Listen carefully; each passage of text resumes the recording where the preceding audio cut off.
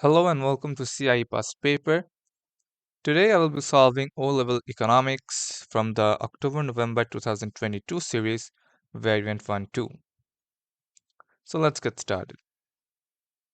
The first question says the Chinese government is concerned about the level of poverty and the need for more resources in low-income regions of the country. As a result, it is increasing its expenditure in those regions and reducing it in high-income regions. So we can see that the government is switching its expenditure. It's moving its expenditure from one part of the economy to another part. It's moving from high income regions to low income regions. So which economic concept does this government policy illustrate? So the first option is these economies of scale. Now clearly the question does not provide any information for us to conclude whether there is these economies of scale taking place because it does not talk about production. So A is not the correct option. Market forces, it is also not talking about the market forces because the market forces means the demand and supply for a product in a market. And in this question, there is no demand and supply. So this is also not the option. Number C is opportunity cost. Now, what do we mean by opportunity cost? Opportunity cost, in simple term, is the next best alternative that is foregone. Now, what's happened over here is that the government has switched its expenditure from one region to another. So it is sacrificing its expenditure in one region and instead compensating it by spending in another region of the country. Therefore, this concept does seem to be the correct option. Hence, the option is C. Moving on. An airline needs people and equipment. This can be divided into factors of production. What is allocated to its correct factor of production? Now, what are the factors of production? We know that the factors of production are land, then labor, capital, and enterprise, right? So, people over here is labor. People means labor, right? So, therefore, let's see. Aircraft is capital. This is true because for an airline, its capital is its aircraft, right? So A is the most logical. A should be the answer. Let's just check the other option as well. Airline owners, labor. No, airline owners are not laborers because they are the people who are running the business. Therefore, they are the enterprise. They are not the labor. B is not correct. Computer network. This is also capital for the airline business. So it's not land because by definition, land is anything that is coming out from nature. And computer network isn't coming out from nature. So this is not the option. And pilots are not enterprise. Pilots are labor. They are the people who are working for the airline. So option D is also not correct. Therefore, it's A. Aircraft is the capital for the airline business. Moving on. The diagram shows a production possibility curve and a number of output combinations for tea and coffee. Alright. So, which combinations of tea and coffee could the economy currently produce? So, the economy currently can produce either at this point, or at this point, or at this point, or at. No, it cannot produce at Z, sorry. My bad. It cannot produce at Z because if you take a closer look, Z is outside the production possibility curve. Therefore, it cannot produce at Z, neither can it produce at W. And yes, it can also produce at U. So, which combinations of tea and coffee could the economy currently produce? So, let's see. A says UV, W. No. W, the economy cannot sustain its production at W because it's outside of its range. The economy does not have enough resources to produce at the point W. So A is not correct. U, V, U, V, X, Y. Yes, this is true. The economy can produce at all points along or below the production possibility curve. Number 4. What is the disadvantage of a market economy? So over here, the question is talking about a disadvantage. So let's see. Consumer choice is ignored. No, in a market economy, consumer choice is never ignored. Rather, consumer play a huge role in determining what producers are going to produce. So A is not the correct option. Consumers may lack information. Now, this is something which may be true. All right. It is not possible that you as a consumer will have 100% knowledge about a particular product, right? So in a market economy, people tend to hide information. It's a common form of market failure. Therefore, option B seems to be the most logical. Let's just, to be safe, check the other options as well. Government subsidies encourage efficiency. Now, this cannot be a disadvantage, right? You are increasing efficiency, then it would be advantage, not disadvantage. There is no incentive to work. This is completely untrue. It's not true at all. Because in a market economy, there is every incentive for people to work because there are consumers who are willing to buy product and there are producers who are producing, and thus people will have incentive to work. So B is the correct option over here. Moving on. Number 5. Workers are awarded a pay rise but do not increase their productivity. Workers do not buy the product that they produce. How could this change be shown on a demand and supply diagram for the product? All right, let's draw. Let's just draw a demand and supply curve. All right, this is price, this is output. So this is the initial equilibrium, demand and supply. So let's see, workers are awarded a pay rise, right?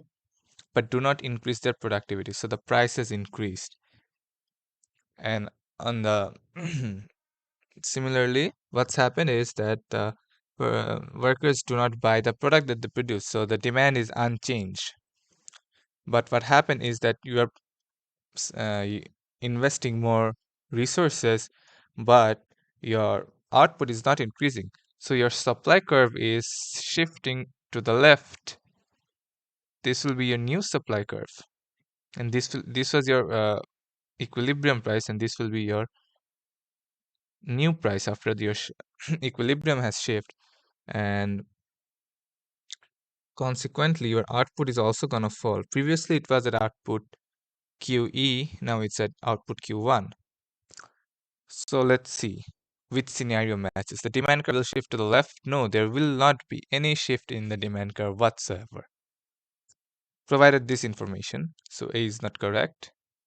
The demand curve will shift to the right. No, the supply curve will shift to the left. Yes, the supply curve will indeed shift to the left. So C is the correct option. Number 6, the diagram shows changes in market conditions. Which diagram shows shortage at price P? So at price P, there is going to be shortage. So in which scenarios will it occur? Let's see. So for A, at D1, your price is P, and at D2, your price is still P, but um, your output is over here, but your quantity demanded is over here. So this much, the shaded region over here is the shortage.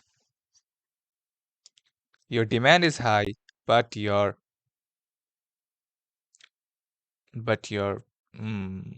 supply is short. So this is known as shortage, and A is the correct option. Number 7. What is the definition of price elasticity of demand? It is the responsiveness of change in quantity demanded due to a change in price of a product. So let's see. The responsiveness of quantity demanded to a product to change in income. No, that's YED. The responsiveness of quantity demanded of a product to the change in price of a complementary product. No.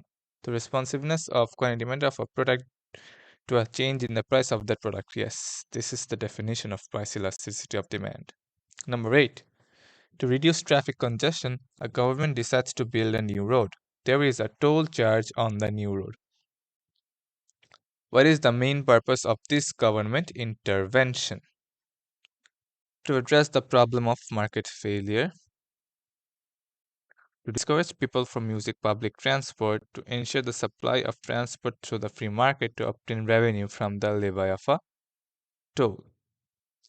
Now see, over here there is a keyword, okay? You have to read the question carefully. It says to reduce traffic congestion. Now, this is an externality, right? It's an external cost. Therefore it's referred to as an externality. And whenever a government uses policies to reduce externality, it means the government is actually addressing to the problem of market failure. Therefore, A is the correct option. Number 9. Which organizations can directly fund the growth of firms? Now, can central banks directly fund the growth of firms? No, it cannot. Alright, so A and B are wrong. Commercial banks, yes, they can. Sorry, my bad. A and B are not wrong because central banks cannot fund, so C and D are wrong. And commercial banks, no, so these are also. And government, yes, our government can fund the growth of firms, so A is also not the correct option. Hence, B is the correct option. Moving on, number 10. Which advantage do coins have that make them more suitable than paper banknotes to act as money? They are more divisible, they are more durable, they are more portable, they are more recognizable. Now, they are not any more divisible than paper notes, right? Similarly, they are, both the paper notes and the coins are portable. There is not much difference, if not paper notes being having a slight edge over here in terms of portability, and they are more recognizable. I don't think so. All right, so these options are not correct. And number B, it says that they are more durable. Now, obviously, steel is more durable than paper, right? Paper coin, sorry, coin would last you decades, but there is no guarantee that a banknote will last for even a month. It may tear down, right? It happens sometimes. So B is the correct option. Number 11. Which statement about different income groups is correct? High income groups do not need to borrow money. This is not true at all. All sorts of income groups do need to borrow money. Although the amount of money borrowed is less, but that doesn't mean that high income groups do not need to borrow money. So A is not the correct option. Number B, high income groups save less money than no. High income groups actually save more money because they have more money to save. Number C, low income groups find it easier to borrow. No. Low income groups find it difficult to borrow because people generally tend not to lend to low income groups because there is a risk associated with it. And number D, low income groups save a smaller percentage of their income than high income groups. This is true because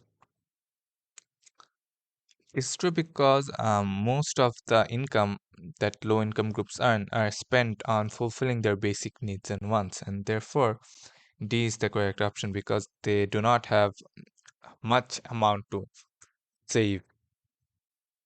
So that's that. Now moving on, number 12. A musician has a choice of playing for an orchestra in either Germany or England. Okay, which combination of incomes and cost of living is most likely to cause her to choose the German orchestra?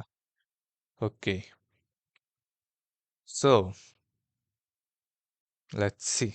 We're gonna have to compare, right? She is gonna live in Germany. So let's see. So the pre-tax gross income. It means your gross income before tax. So it's higher.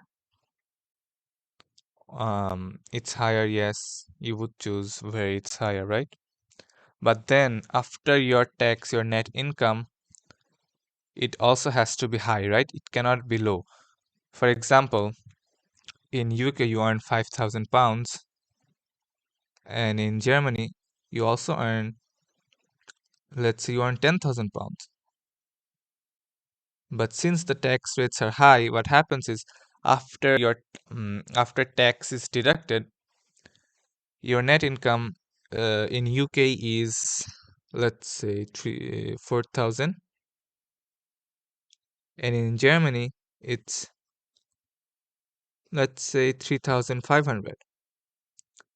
So your real income is actually less in Germany. So you will never choose a place where your real income gets low. So B is not the option at all. You can just simply cross it out. Then cost of living. You would all obviously choose a place where your cost of living is low, right? So it has to be low. And yep, I think we got our answer. It's D. So moving on, number 13, the central bank of a country decreases the interest rates to help the economy out of a recession. So which policy is it using? It's using the monetary policy, right? Okay. How is this decrease in the interest rates most likely to affect the levels of saving in and borrowing from the country's commercial banks? So the government is using expansionary monetary policy by reducing the interest rate. So what happens when we use that? Your saving is going to decrease because you are getting less returns on your money, and your borrowing will increase because the cost of borrowing has fallen down. So A is also not true because the borrowing would increase, not decrease, and saving, as I have already said, is going to decrease. So B is the correct option. Number 14. Which effect of increased specialization by firms and workers is most likely to cause problems for an economy? All right, so there has been increased specialization by firms and workers. So what's the disadvantage to it? Better product quality, this is not a disadvantage, it's true. So A is not the correct option. Greater interdependence. Yes, this is true. The interdependence is going to increase. You're going to have to rely on others for your needs. So this is a disadvantage. B is the option. Higher productivity, it cannot be a disadvantage. Improved resource allocation, none of them is a disadvantage. Number 15. Which statement is correct when comparing small firms with large firms? Small firms are more able to adapt to changes in market conditions. Yes, this is true. Spot on. Small firms tend to be more dynamic, right?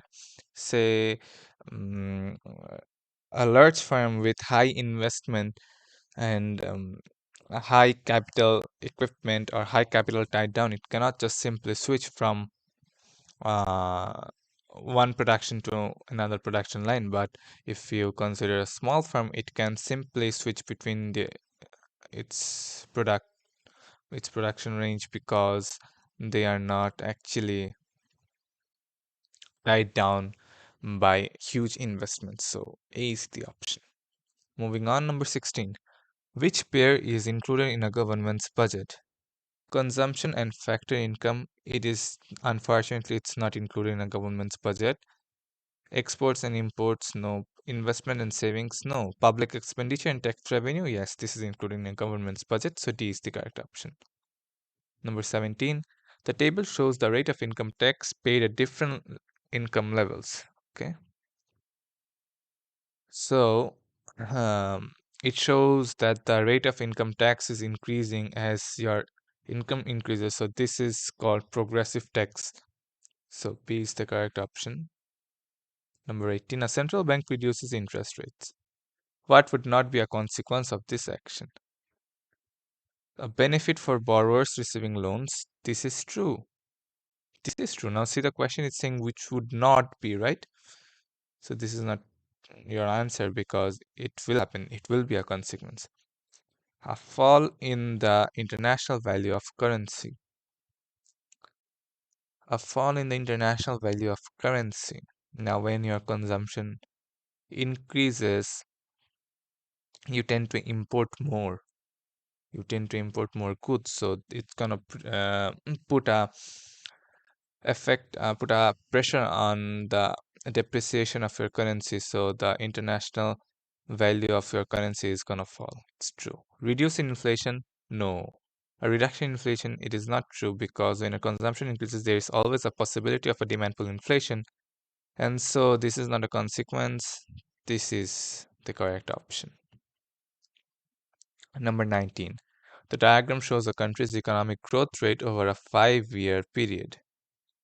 Okay, so what can be concluded from the diagram? Let's see. The first option is saying that output fell throughout the period. Is it true? It is not true because in year 1 there has been economic growth, so output increased. Year 2 also economic growth is increasing, even at year 3. Then at year 4 your economic growth has taken a step back.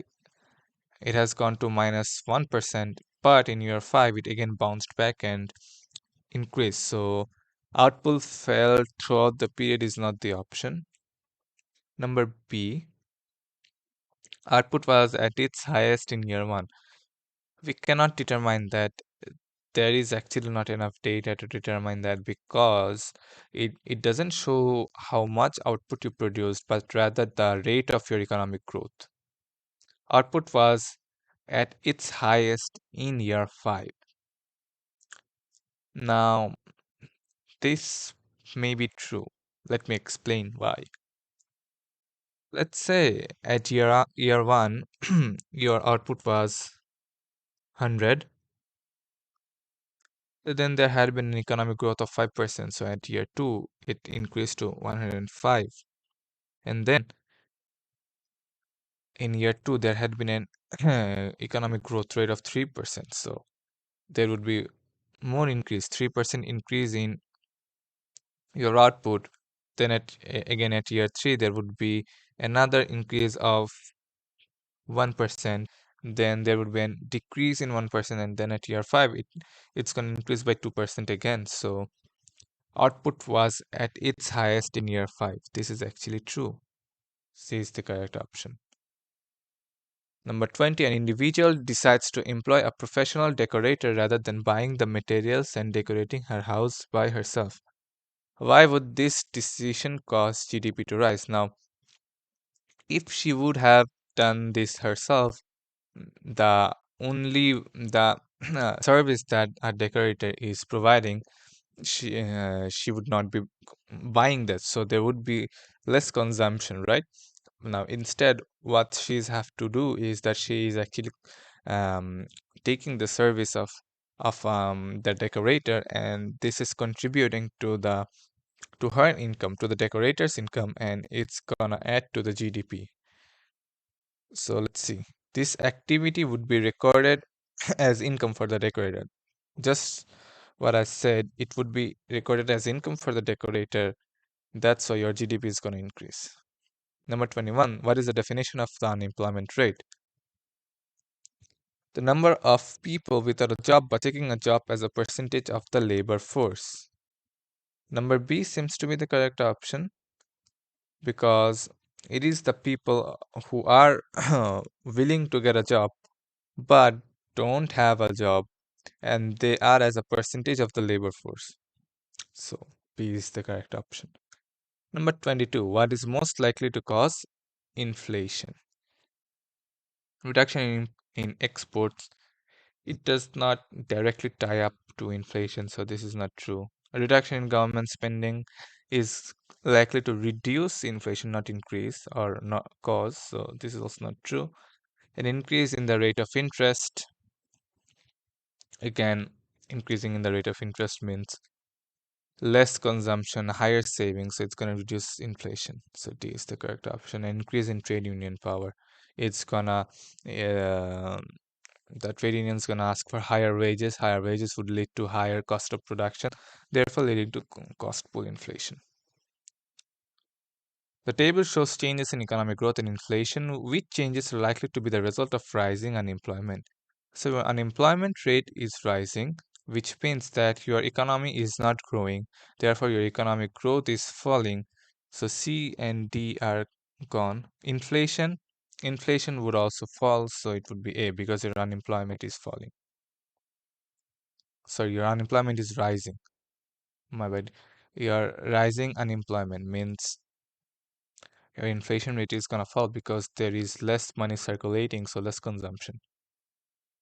So number 24, the table shows the percentage changes in earnings and consumer prices for 4 countries in 1 year. Which country is likely to have experienced the greatest increase in real income during the year? So earnings had positive 6.5 and consumer prices also positive 3.5, means prices increased. So there had been inflation. Over here also there had been inflation, there hadn't been any rise in real income.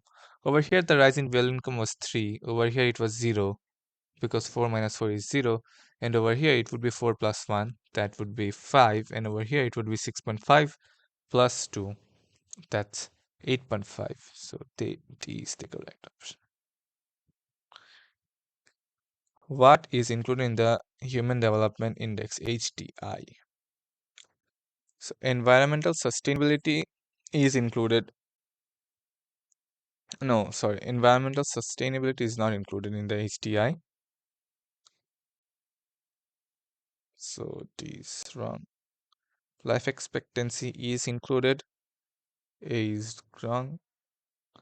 Years of schooling is also not, is also included. So B is also gone. So number C, because it takes into account of literacy rate. Number 26, a fall in the level of absolute poverty can be best achieved by reducing government unemployment benefits. No, because if you reduce your unemployment benefits, then how come you are trying to reduce poverty? Or poverty is going to increase. Income tax, it will not affect your absolute poverty, because income tax, because people with very low income who are in absolute poverty will are not eligible to qualify to pay income tax. So this is also not true. The number of homeless people, yes, if you can reduce your number of homeless people, that means you're actually reducing your absolute poverty. So C is the correct option. Number 27, the table shows some details from a country's balance of payments. The country has no secondary income, or there is no current transfers, right? So what is the country's balance on its current account? Let's see.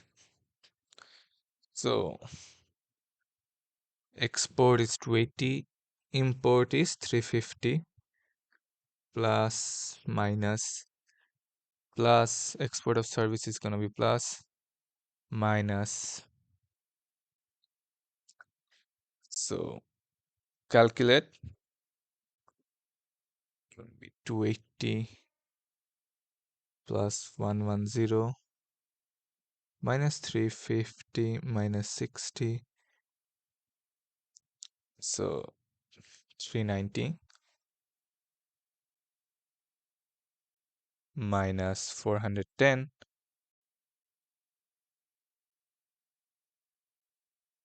and net primary income is also negative 40. We have to also take account of that.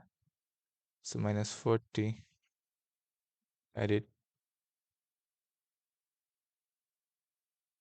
390 minus 450, which gives negative 60.